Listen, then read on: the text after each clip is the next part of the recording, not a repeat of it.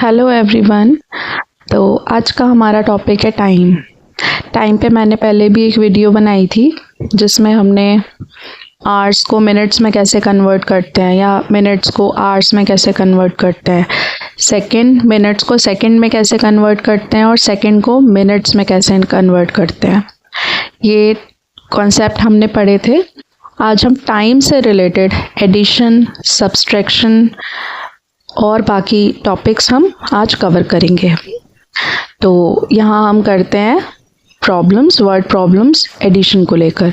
यहाँ आप देख सकते हो एडिशन में दे रखा है 8 hours 29 minutes and 12 hours 34 minutes। अब इसमें हम एडिशन कैसे करेंगे? पहले हमें मिनट्स कंसिडर करने हैं। 29 minutes प्लस 34 minutes, ये होता है 13 to 5 63 minutes। अब ये जो 63 minutes हैं, हमने पढ़ा था 1 hours में 60 minutes होते हैं, तो इसमें से हम 60 minutes निकाल लेंगे, 3 minutes हम यहाँ लिख देंगे। 60 minutes को हम 1 hour में कन्वर्ट कर देते हैं। इसको 60 minutes को हम 1 hours कंसिडर करेंगे। तो अब हम आवर्स पे पहुंचते हैं। यहाँ कितने आवर्स थे? 8 hours प्लस 12 hours, इसको ऐड करके हुआ 20 hours प्लस ये हमने 1 hour ऐड किया, तो कितना आया? 21 hour 3 minutes।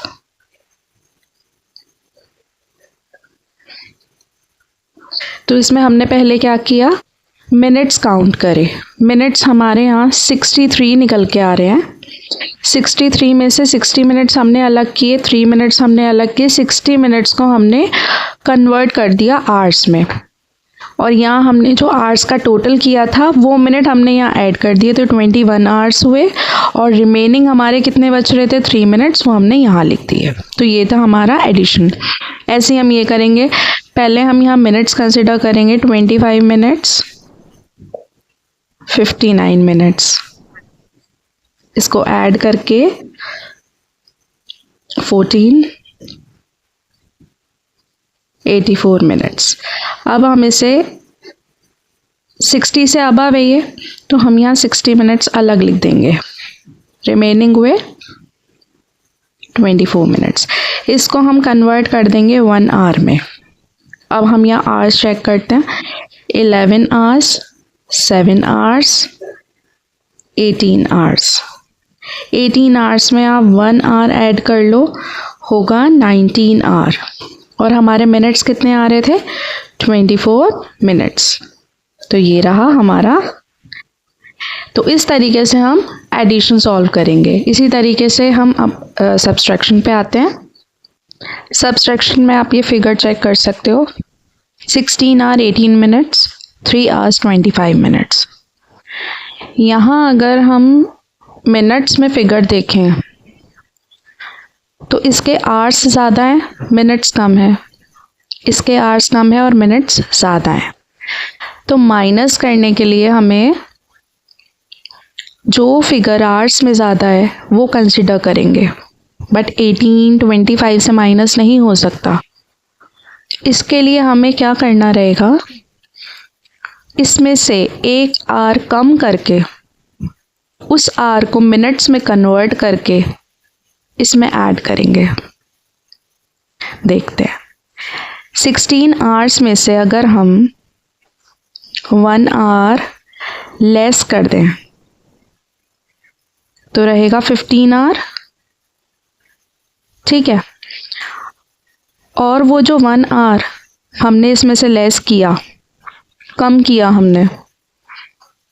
हमने यहाँ पहुँचा दिए। यहाँ हमने 60 मिनट्स जो है 1 hour को 60 मिनट्स में कन्वर्ट करके इसको इसमें ऐड कर दिए, तो कितना हुआ? 78 मिनट्स। इस फिगर को हम एज इट इज उतार देंगे। अब यहाँ आप देख सकते हो 18 का 78 हो गया और ये आर हमारे कम होके 15 हो गए। अब ये ईजिली माइनस हो सकते हैं। पहले हम मिनट्स माइनस करेंगे। 8 माइनस 5 3, 7 माइनस 2 5, ये है हमारे 53 मिनट्स। और आवर्स कितने हो गए? 15 माइनस 3 12 आवर्स। तो इस तरीके से हम सब्सट्रैक्शन करेंगे।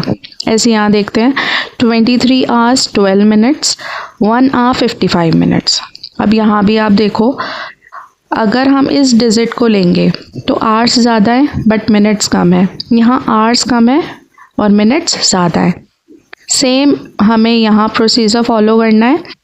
इसमें से 1 आवर हम लेस कर देंगे, आएगा 22 आवर्स, और ये आवर्स इधर ट्रांसफ़र हो जाएंगे मिनट्स की फॉर्म में, 60 मिनट्स।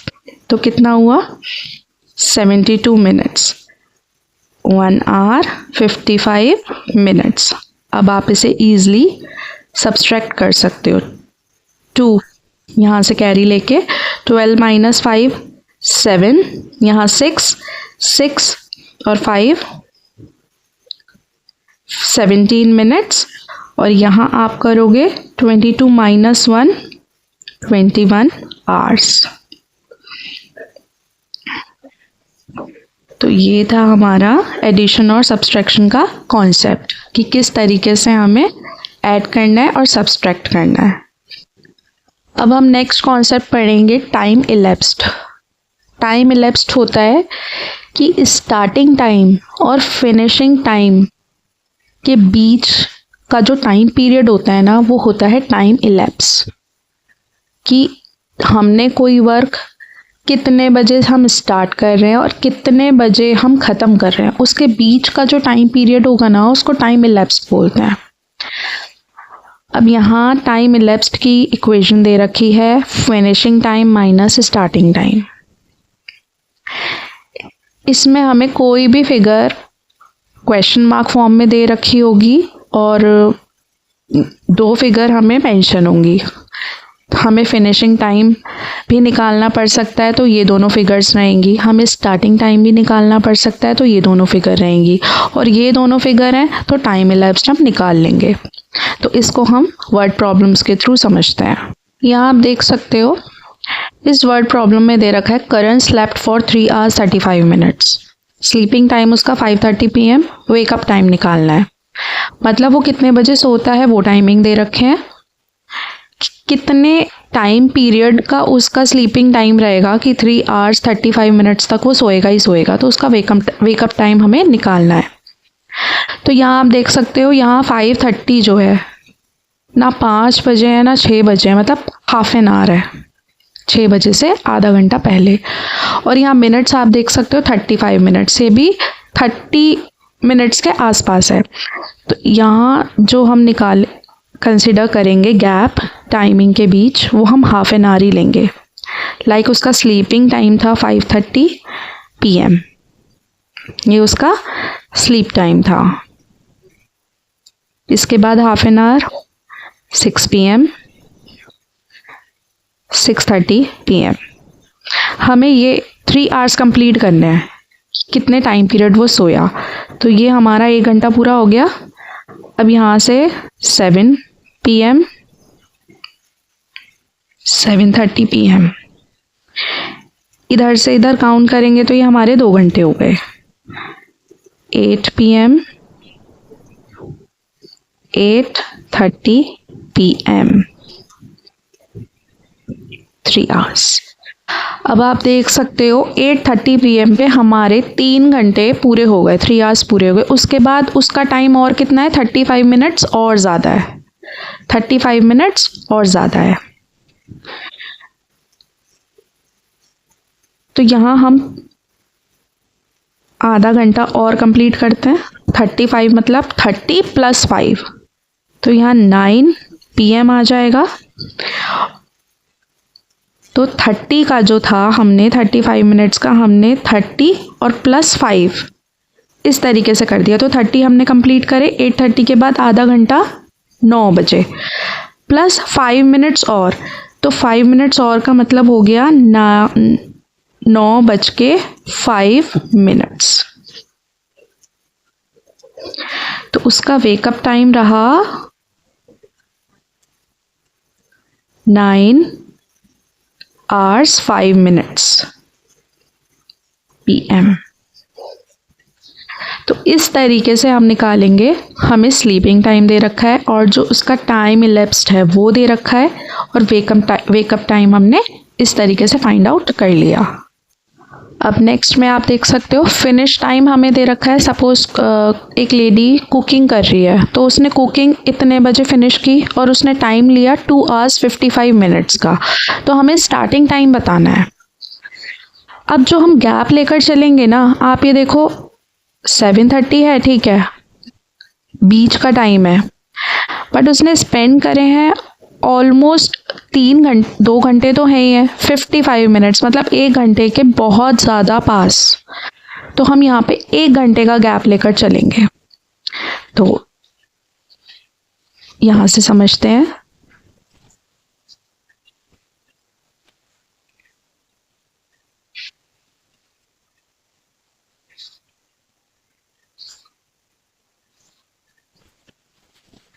तो उसका फिनिश टाइम था 7:30 PM। ये उसका फिनिश टाइम था। 1 घंटे से पहले 6:30 PM। तो ये हमारा 1 hour कंप्लीट हो गया। अब 6:30 से पहले 5:30 PM। यहाँ हमारा 2 hour कंप्लीट हो गए। यहाँ हम रिवर्स लेकर चलेंगे क्योंकि फिनिश टाइम हमें दे रखा है, हमें स्टार्टिंग टाइम निकालना है, ठीक है। यहाँ आप देख सकते हो 2 hours और 55 मिनट्स। 2 hours हमारे कंप्लीट हो गए 5:30 पे। अब हमें 55 मिनट्स। अब हम क्या करेंगे, 55 मिनट्स जो है हमारे बिल्कुल 1 घंटे के करीब है, तो 55 मिनट्स में हम पहले हाफ एन आवर अलग कर लेंगे, 30 मिनट्स, और रिमेनिंग कितने बचते हैं 25 मिनट्स। तो यहाँ हम 30 हटाते हैं पहले। 5:30 से पहले हाफ एन आवर पे 5 PM। यहाँ हमारे 30 मिनट्स कंप्लीट हो गए। अब बचे 25 मिनट्स। ये हम 5 मिनट्स के गैप में निकालते हैं। 5 बजे से पहले 5 मिनट्स कितने हुए, 4:55 PM। ये थे हमारे 5 मिनट्स। हमें 25 मिनट्स कंप्लीट करने हैं। अब 4:55 से पहले कितना हुआ, 4:50 PM। यहाँ हमारे 10 मिनट्स कंप्लीट हो गए। फिर आता है 4:45 PM। यहाँ हमारे 15 मिनट्स कंप्लीट हो गए।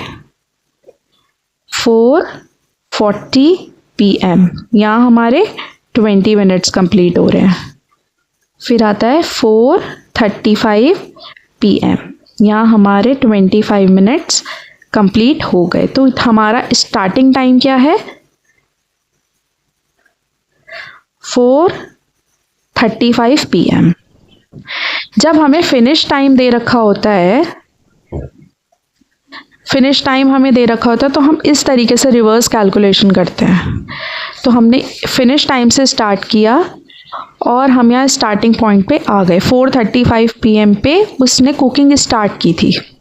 तो हमने कैसे किया, पहले आवर्स सेलेक्ट किए, फिर हमने मिनट्स देखे। मिनट्स हमारे 55 थे, तो हमने इसको डिवाइड कर दिया। 30 मिनट्स हमने पूरे ले लिए, जो रिमेनिंग बचे हमने उसे 5 मिनट्स के गैप पे करके अपना स्टार्टिंग टाइम निकाल लिया। तो इस तरीके से हमारे ये टाइम से रिलेटेड क्वेश्चंस सॉल्व होते हैं। नेक्स्ट टॉपिक है हमारा कैलकुलेटिंग डेज। ये जो हमने अभी टाइम की कैलकुलेशन करी थी, ये बिल्कुल सिमिलर है। इसमें भी स्टार्टिंग डेट होती है, फिनिशिंग डेट होती है, और इलेप्सिंग टाइम होता है, इलेप्स डेज। कॉन्सेप्ट सेम होता है, बस इस बात का ध्यान रखना है, जो हमारे इलेप्स्ड नंबर ऑफ डेज होते हैं ना, नंबर ऑफ डेज जो होंगे उनकी जो कैलकुलेशन करेंगे हम, उसमें हम स्टार्टिंग डेट, जो हमारी स्टार्टिंग डेट रहेगी ना, उसको ऐड करके चलना है। मतलब इलैप्स नंबर ऑफ डेज में हमें जो स्टार्टिंग डेट है, ये जो स्टार्टिंग डेट रहेगी ना, उसको ऐड करके चलना है, उसको इसके अंदर ऐड करके चलना है। बाकी हम प्रैक्टिकल क्वेश्चन से समझेंगे। आप देख सकते हो इसमें दे रखा है 2 वीक्स आफ्टर 5th मार्च। इसका मतलब क्या हुआ, 2 वीक्स का हमारा इलैप्स टाइम है, इलैप्स डेज, यहाँ हम डेज पढ़ रहे हैं, और स्टार्टिंग टाइम जो होगा, स्टार्टिंग डेट जो होगी वो होगी 5th मार्च। तो यानी हमें फिनिशिंग डेट निकालनी है। आफ्टर 5th मार्च मतलब 5th मार्च के मतलब 2 वीक्स, 5th मार्च के 2 वीक्स कंप्लीट होने के बाद का टाइम, मतलब फिनिशिंग डेट। तो पहले हम देखते हैं 2 वीक्स में डेज कितने आते हैं। 2 वीक्स, 1 वीक में होते हैं 7, तो 2 में होंगे 14 डेज। अब हमने क्या पढ़ा था कि जो स्टार्टिंग डेट होगी ना, वो हमें कंसिडर करनी ही करनी है। तो 14 डेज 5 से अगर हम काउंट करेंगे, 5 से हम काउंट करेंगे 14 में, यानी ये 5 इंक्लूड है, 14 में 5 इंक्लूड है। तो डेट हमारी कितनी आ रही है, 14 + 5 19 मार्च। 14 + 5 के बाद 19 मार्च, 14 डेज हमारे हो गए, 14 डेज हमारे हो गए जो हमारा इलैप्सिंग डेज हैं। और 5th मार्च को हमने स्टार्ट किया था, 5th मार्च हमारी स्टार्टिंग डेट है। तो 14 + 5 19 मार्च, ये हमारा फिनिशिंग डेट है। 14 में 5 हम कंसिडर करके चलेंगे, 19 मार्च फिनिशिंग डेट। इसी तरीके से यहाँ 2 वीक्स आफ्टर 12th में, तो 2 वीक्स का मतलब कितना हुआ, कितने डेज हो गए, 14 डेज। अब स्टार्ट हो रहा है 12th में, 12th में 12 तारीख और 14, कितने हो गए, 26 मई। 26 में हमारा फिनिशिंग डेट हो गई।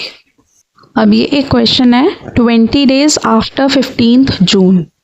स्टार्टिंग डेट हमारी 15th जून है और इलैप्स टाइम कितना है, 20 डेज। इसमें हम क्या करते हैं, 20 डेज, जून में हमारे कितने डेज बच रहे हैं, 15th जून, 15th रिमेनिंग है। मतलब यहाँ 2 मंथ्स जो है ना वो कंबाइंड हो रहे हैं। अब तक तो सेम मंथ में काम हो रहा था, बट यहाँ पे जो डेज है ना वो हमारे नेक्स्ट मंथ एक्सीड हो रहा है। मतलब जून से आगे वाला मंथ इन्वॉल्व हो रहा है इसमें। तो हम क्या करेंगे, 20 डेज कंप्लीट करने हैं। तो जून में हमारे कितने डेज होते हैं, 30 - 15, 15 डेज ये हो गए।